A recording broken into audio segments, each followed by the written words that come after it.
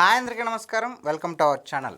Present మనతో పాటు గెస్ట్గా ఉన్నారు షణ్ముఖ్ గారు. సార్ నమస్తే అండి. నమస్కారం అండి. సార్ ఆర్జీవి సినీ ఇండస్ట్రీలో అంటే ఒక గొప్ప డైరెక్టర్ అని ఒకప్పుడు పేరు.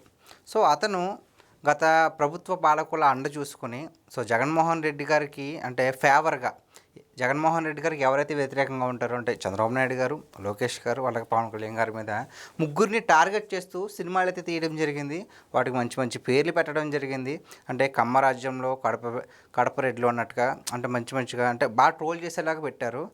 ఇప్పుడు ఆర్జీవి ఎక్కడికి వెళ్ళిపోయారు అంటే ఈ టైంలో అలాంటి సినిమాలు తీసే స్కోప్ ఉందంటారు ఆర్జీవికి? అంటే నేను ఆయనకు చెప్పేంత వయసు నాకు లేదు, నాకు అది లేదు, అదైతే క్లారిటీగా ఉంది. కానీ సమాజంలో అంటే ఒక విద్వేషాన్ని, వర్గ విభేదాలను సృష్టించినటువంటి వ్యక్తి ఆర్జీవి గారు. దాంట్లో నో డౌట్ అట్ ఆల్. అంటే కాంట్రవర్సీ సినిమాలన్నీ కులాలను రెచ్చగొట్టే విధంగా చాలా సినిమాలు తీశారు. ఒక కులాన్నే టార్గెట్ చేస్తూ గత 5 ఏళ్లలో చూసాం మనం. జగన్మోహన్ రెడ్డి గారు పిలిచి మాట్లాడడం జరిగింది. దాని తర్వాత ఏ సినిమాలు తీశారు ఏంది అనేది అందరికీ తెలుసు. మరి కమ్మరాజ్యంలో కడప రెడ్లు అని చెప్పేసి సినిమా కూడా తీయడం జరిగింది. అంటే ఇక్కడ క్లియర్గా అర్థం కావట్లేదా?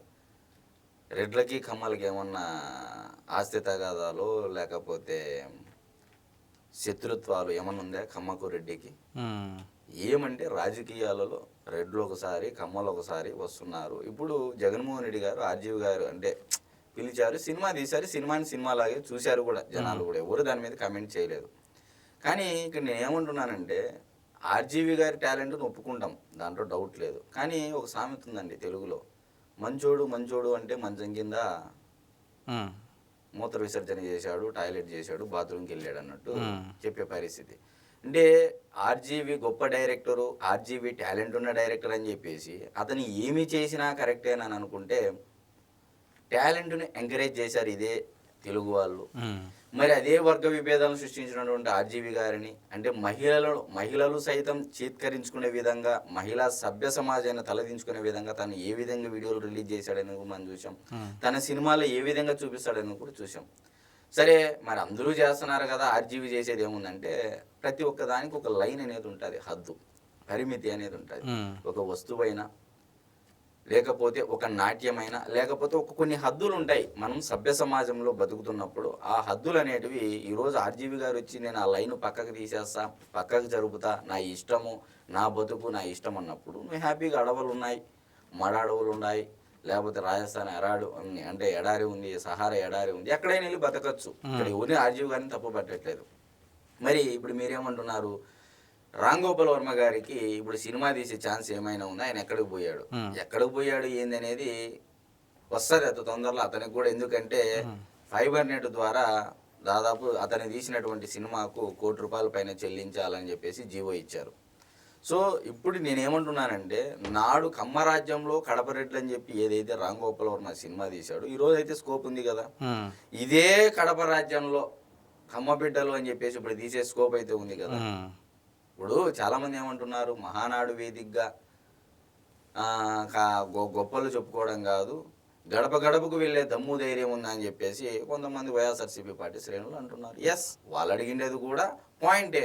మరి గడప గడపకు వెళ్ళి కడప రాజ్యంలో కమ్మ బిడ్డలు అని చెప్తారా, లేకపోతే మద్యం కుంభకోణంలో ఇరుక్కుపోయినటువంటి జగన్మోహన్ రెడ్డి గారు అని చెప్తారా, లేకపోతే నవరత్నాలనే కేవలం అజెండాగా పెట్టుకొని ఇంప్లిమెంట్ చేయలేక 730 హామీల్లో 700 హామీలు ఎగ్గొట్టినటువంటి ఘనత నాకు తెలిసి దేశంలో ఏ రాష్ట్ర ముఖ్యమంత్రికి లేదని పోయేసి వీళ్ళు తెలుగుదేశం అంటే తెలుగు తమ్ముళ్ళు చెప్తారా? అంటే ఏ స్థాయిలో ఆర్జీవి గారు గత 5 ఏళ్లలో వర్గ విభేదాలు సృష్టించారు.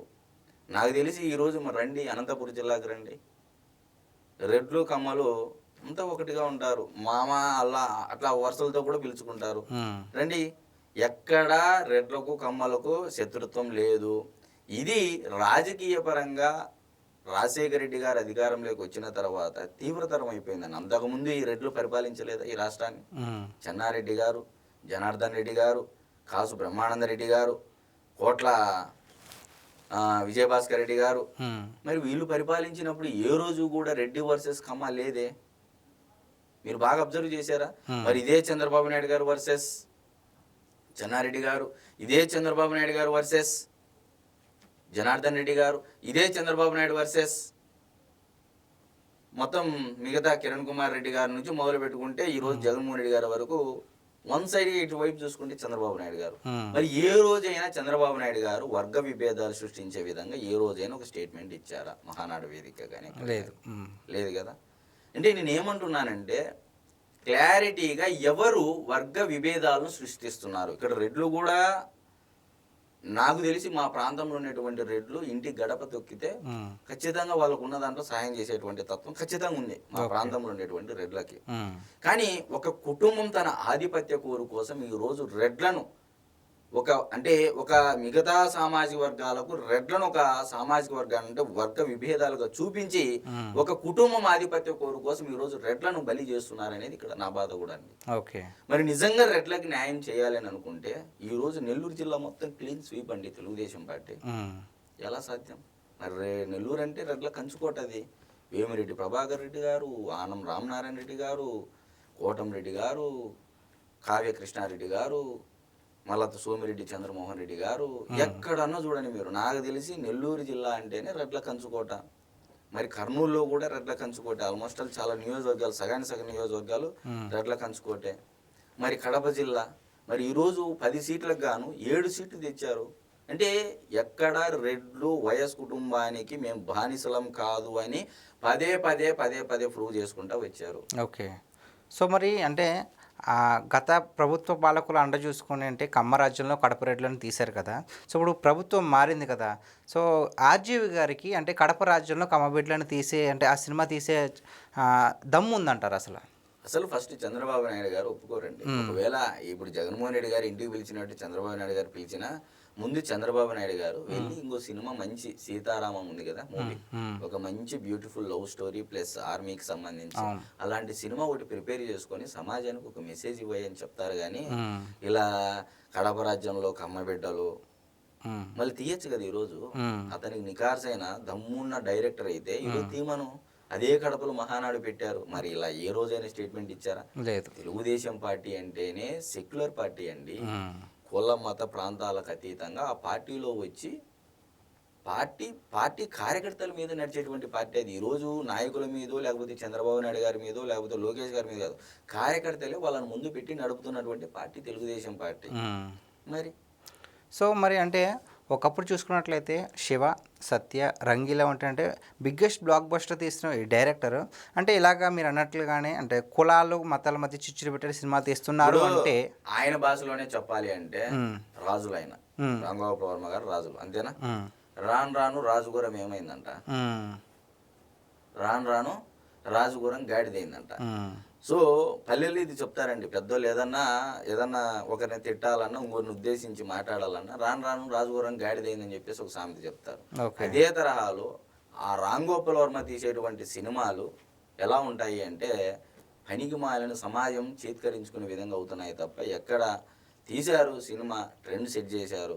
ఇంక అదే నేను ఎప్పుడో తీసినాను, నేను సూపరు, నేను డోపరు అంటే ఎట్లయితుంది? కాదు కదా.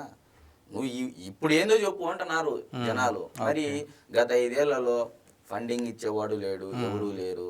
ఇప్పుడు నువ్వు నా ఇష్టము నా బతుకన్నా నీలాంటి వాడిని ముందు పెట్టేసి నిన్ను కూడా సమాజంలో ఒక వ్యతిరేక వర్గంగా క్రియేట్ చేశారు జగన్మోహన్ రెడ్డి గారు.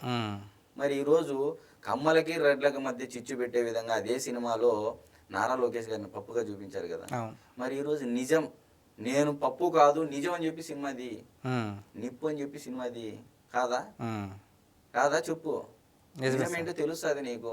అంటే నేను ఏమంటున్నానంటే రాంగోపాల్ వర్మ గారు కమ్మ రాజ్యంలో కడప రెడ్లు అని ఆనాడు ఎలా అయితే సినిమా తీశారో ఈరోజు కడప రాజ్యంలో కమ్మ బిడ్డలు అని చెప్పేసి సినిమా తీసేంత దమ్ము ధైర్యం అతనికి ఉందా అనేదా లేదా అనేది ప్రజలు అడుగుతా ఉన్నారు. గతంలో ఎవరైతే ఆ సినిమా తీసి భావాలు అంటే మనోభావాలు దెబ్బతిన్నాయో ఆ మనోభావాలు దెబ్బతిన్న వారు ఈరోజు అడుగుతా ఉన్నారు ఏమని, కడప రాజ్యంలో కమ్మ బిడ్డలు అని చెప్పేసి తీస్తారా అని చెప్పేసి అడగండి ఒకసారి అని చెప్పేసి కూడా చాలా మంది నాకు మెసేజ్ పెడుతున్నారు. ఎవరో కాదండి, రెడ్లే మెసేజ్ పెడుతున్నారు.